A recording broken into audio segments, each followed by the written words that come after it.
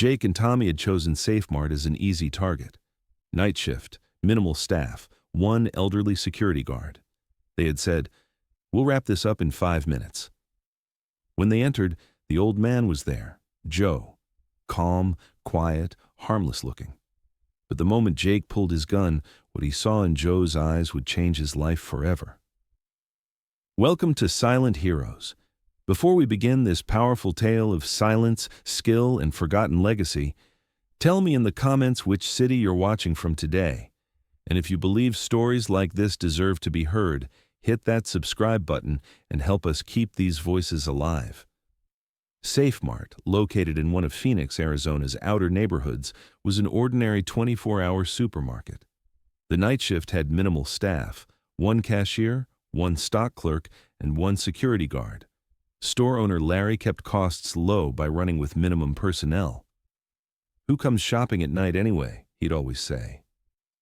Security guard Joe Martinez was 67 years old, medium height with a slightly hunched posture. He'd been doing the same job for 15 years. Every night he'd arrive at 10 p.m. and patrol the store until 6 a.m. Slow steps, flashlight in hand, helping customers when needed, sometimes resting in the corner chair. The employees loved him. They called him Uncle Joe. He never raised his voice, never got into arguments, just did his job. Customers barely noticed him most of the time, just an old man in a uniform, part of the store's furniture. But these assessments were completely misleading. Jake was 28, a drug addict who'd been in and out of prison 3 times. Tommy was 24, Jake's younger partner. Both were desperate for money, and SafeMart seemed like an easy target. "Look, Tommy," Jake said from their car across from the store, "at 2 a.m. there's one cashier, stock guy's in the back, and that old security guard. What can he do? 70-year-old grandpa." Tommy nervously rubbed his hands together. "You sure about this, Jake?" "What if the cops come?" "Won't take 5 minutes. We go in, empty the register, get out. Cops take at least 15 minutes to respond in this neighborhood." Jake checked his .38 caliber pistol under his jacket. Tommy had a short-barrel gun, too. The plan was simple: quick in, quick out, minimum violence. At 2:15 a.m., they approached the store. The automatic doors opened. Inside were only 3 people: Melissa, the young woman at the register, David stocking shelves in the back, and Joe sitting in the corner chair. Jake looked at Joe. The old man sat slightly slouched, eyes half closed as if dozing. He held a small flashlight with a plastic water bottle beside him. "See?" Jake whispered to Tommy. "This guy can't do anything." But he was wrong. Very, very wrong. "Hey, hands up, this is a robbery," he shouted. Melissa froze, raising her trembling hands. David called from the back. "What's happening?" Tommy stationed himself by the door, watching the perimeter. Jake approached the register. "Open the register. Move." Just then, Joe from the corner chair made his move. But this movement wasn't what anyone expected. Joe rose slowly, as if he'd gotten 30 years younger. His posture changed, no longer a hunched old man, but straight-backed, alert, calculating. His eyes were fully awake, focused. Jake noticed Joe moving. "You! Old man, stay where you are!" Joe slowly raised his hands but never took his eyes off Jake. "Okay, son," he said in a calm voice. "You don't want to hurt anyone, do you?" Jake was unsettled by Joe's calmness. "Shut up. Melissa, open the registers or—" That's when Jake noticed something in Joe's eyes. No fear, no panic, just calculation, as if he was analyzing the entire situation. "Jake," Joe said, knowing his name surprised Jake. "To your left, there's an exit 15 meters away. To your right, the main entrance. Behind you, 2 corridors. What's your plan?" Jake spun around. "How do you know?" "I've worked here 15 years. I know every corner, every exit, every security vulnerability." Tommy from the door. "Jake, something's wrong. This guy ... Joe took a step forward. Jake aimed the gun at him. "Stop! Don't come closer!" "Jake," Joe's voice had completely changed. No longer the tired old man's voice, but authoritative, commanding. "I'm giving you 3 seconds to lower that weapon." Jake laughed. "You're crazy, old man. I'm holding the gun. 2 seconds. Jake!" Tommy was panicking. "This guy isn't normal." 1 second. Jake prepared to pull the trigger. But what happened next was the fastest and most precise movement he'd ever seen in his life. Before he knew what happened, Jake found himself on the ground. His weapon was gone, his arm twisted behind him, unable to breathe. Joe was crouched over Jake, holding him in a perfect arrest position. The movement had been so fast that Tommy couldn't comprehend what had occurred. Joe's reach for the weapon, neutralizing Jake, taking the gun, it all happened within 3 seconds. "Tommy," Joe said while holding Jake down, "I'd advise you to drop your weapon too." Tommy dropped his gun with trembling hands. Who are you?" Joe secured Jake with professional plastic zip ties. Where did those come from? Tommy wondered. Then he approached Tommy. "My name is Joe Martinez. I served 23 years in U.S. Army Special Forces. The last 15 years I've worked here." Tommy, mouth agape. Special Forces? Delta Force, to be precise. Melissa and David watched in shock. They'd never seen this Joe before. His movement style, posture, way of speaking. It was like a different person. Jake, writhing on the ground. "Impossible. You're just an old security guard." Joe crouched beside Jake. Jake Morrison, age 28, third-time felon, drug addict. Tommy Chen, age 24, first offense. You're both making bad decisions. Jake was stunned. "How do you know that?" "Because I've worked in this neighborhood for 15 years. I know every criminal, every problem, every family. I know you both." Police sirens could be heard. Joe had called them in. Nobody had noticed when. Detective Rodriguez and 2 officers entered the store. Jake and Tommy were professionally secured, completely unharmed, sitting on the floor. "What happened here?" Rodriguez asked. Joe had returned to his old posture. He looked like the tired old security guard again. "Armed robbery attempt, 2 suspects. Nobody was hurt." Rodriguez looked at Jake and Tommy. "How were you arrested?" Jake, still in shock. This guy isn't normal." Rodriguez turned to Joe. "Mr. Martinez, how did you make these arrests?" Joe shrugged. 15 years of experience. But Rodriguez was an experienced cop. The arrest marks on Jake's arm, Tommy's bewilderment, the strange calm of the scene. This wasn't normal security guard intervention. "Mr. Martinez, could we speak privately?" Joe nodded. They stepped outside the store. "Sir, this arrest technique is professional. Are you former police?" Joe was silent for a long time. Then he said, "Army." "Which unit?" "Classified." Rodriguez's eyes widened. "Special Forces?" Joe nodded. "Long time ago." "How long ago?" 23 years active duty, last 15 years here." Rodriguez did the math. "Were you active from 2001 to 2009? "Yes." "Afghanistan? Iraq? Both? Operations?" Joe looked at Rodriguez. His eyes held years of accumulated experience. "Detective, some things aren't discussed." "Mr. Martinez, this technique is Delta Force level. I'm a 20-year cop. I've never seen an arrest like this." Joe took a deep breath. "Rodriguez. Spanish name. Are you a veteran too?" "Marines. Iraq, 2005 to 2007." Joe nodded. "Then you'll understand. Some things stay behind, but skills aren't forgotten." "Which operations were you involved in?"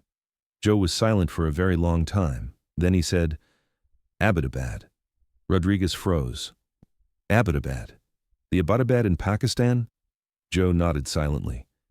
"The 2011 operation?" "Don't ask again, Rodriguez." "Please." Rodriguez's mouth fell open. "The Abbottabad operation. The Bin Laden operation. This man being in that operation. Jesus Christ, Mr. Martinez, you ... "I'm a SafeMart security guard," Joe said calmly.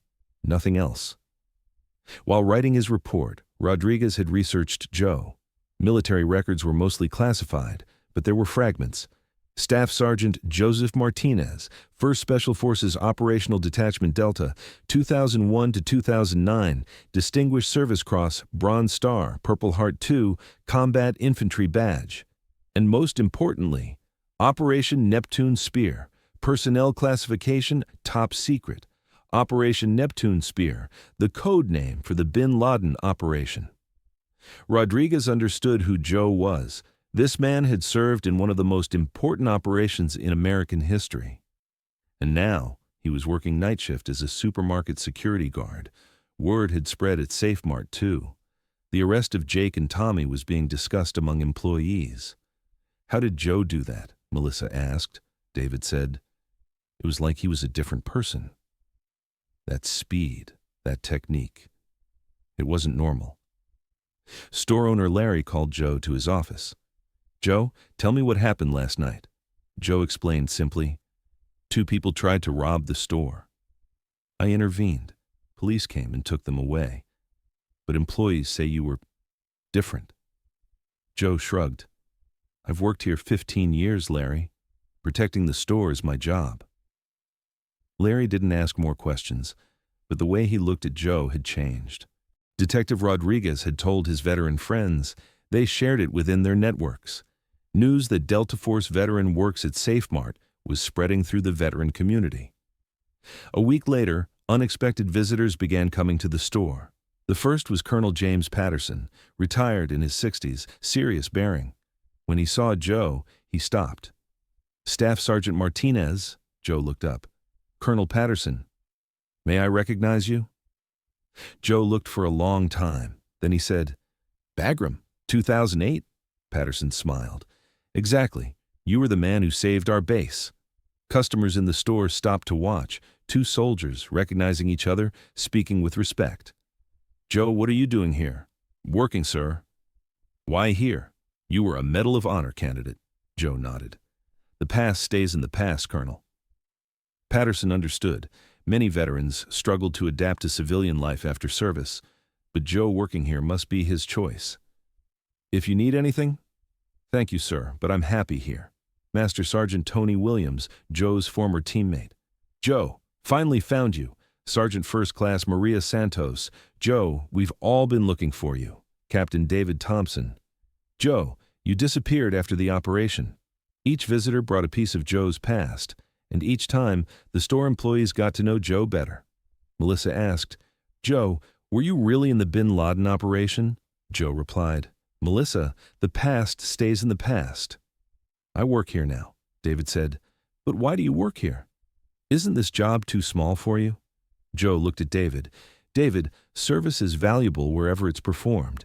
Here and there, I pursue the same purpose, protecting people." Former Delta Force operator works as grocery store security guard was broadcast on CNN. TV reporters called Joe for interviews. He declined them all. Military magazines wanted to write his story. He declined. The Pentagon offered a special visit. He declined. But he accepted one thing: local veteran support. SafeMart became a veteran support center at Joe's suggestion. Every Monday evening, PTSD support groups met. Joe served as moderator. "Friends," Joe would say in group sessions, "we all came from different wars, but we're fighting the same battle. Adapting to civilian life isn't normal. It doesn't have to be normal." Young veterans learned from Joe, not just military techniques, but survival skills. "Joe," said a young Marine, "how can you stay so calm?" "Because I'm not at war anymore. Here, in this store, my purpose is different. Helping people, protecting them. War is different, peace is different." He was no longer just a security guard. He'd become a veteran mentor, community leader, silent hero. Veteran families coming to SafeMart knew Joe. He provided special support to them. Veterans with PTSD problems got guidance from Joe. Former soldiers looking for work got references from Joe. "Joe," Detective Rodriguez said one day, "you're doing more work here than you did in the military." Joe smiled. "Rodriguez, in the military, I eliminated enemies. Here, I heal people. Which is more valuable?" Joe Martinez had served in one of the most important operations in American history. But his real achievement wasn't that operation. His real achievement was the new purpose he found in civilian life. Working as a SafeMart security guard wasn't a step down for him, it was growth. Because now he wasn't just protecting his country, he was protecting his community. Jake and Tommy visited Joe after getting out of prison. "Mr. Martinez," Jake said, "thank you." Joe was surprised. "What are you thanking me for?" "You didn't kill us. You could have, but you didn't." Joe nodded. Jake, I wasn't your enemy. I was trying to stop your bad decisions. Tommy added, we thought about it in prison. How did you arrest us so easily? Because I'm a professional. But what really matters is that you make good decisions now. Both had joined Joe's veteran support program. Their rehabilitation continued. SafeMart customers now saw him differently. They called him Joe Sir instead of Uncle Joe. Employees learned not just security from him, but life lessons. The veteran community found a mentor in him. Local police coordinated with him. But Joe acted as if nothing had changed. Same calmness, same courtesy, same professionalism. Joe, Melissa said one day, why do you really work here? You could work anywhere you want. Joe smiled. Melissa, I'm happy here. Because here I can really make a difference. In operations, you neutralize enemies. Here, you build up people. Joe Martinez, at 67, had transformed from Delta Force operative to SafeMart security guard. But this wasn't degradation. It was evolution. Because real heroes don't retire when their careers end. They find new missions. And Joe's new mission was to serve both protecting customers and serving the veteran community in this small store in Phoenix. What kind of past do you think someone you've never really known might have? Share in the comments, and if this story affected you, subscribe. Because at Silent Heroes, we tell the stories of real values like this every week. Silent heroes like Joe are always around us. We just need to know how to notice them.